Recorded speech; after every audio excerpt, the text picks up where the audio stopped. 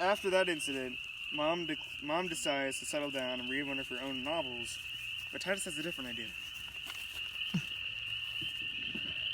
Finally, just read. Whoa! Whoa! No! Wait! Titus! No! No, not Titus! Sorry! The next day, since it was her birthday, John and Titus came up with a plan. Since it's Mark's birthday, we should do a roast. Okay, I'll go get the barbecue. I got the steak. Sit down there. So this is a roast. You can tell any funny stories you want to tell about Mom. Oh, I'm so glad there are kids 14 and under here. Okay. My story is when Mom was looking for a phone for about 5 minutes, and it was in her hand the whole time.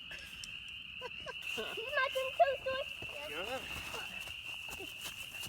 This story is about you not knowing you just put down the phone. Mom was on her phone, and she turned it off and put it down on the white table, and she asked the lady, "Where's my phone?" And she said, "You had me, put it on the table." Yesterday. Yeah, I know. I was about to. Okay. Laptop. Yeah, okay. So Mom, Monday, was looking for a computer for like an hour.